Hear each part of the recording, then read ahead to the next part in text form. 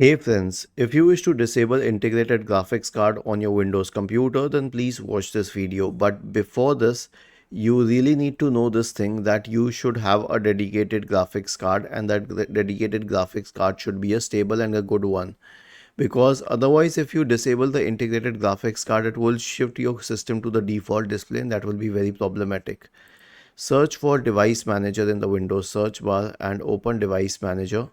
Expand the list for display adapters.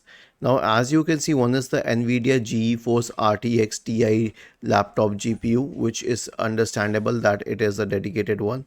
And the first one is the integrated one. So right click on it and then select Disable Device. This will disable the integrated graphics card, and it will stay disabled till you enable it from the same menu. Was this helpful? If yes, then please subscribe to the channel. If not, then let us know in the comment section of the video on how we could help you further. Thank you for watching this video and have a nice day.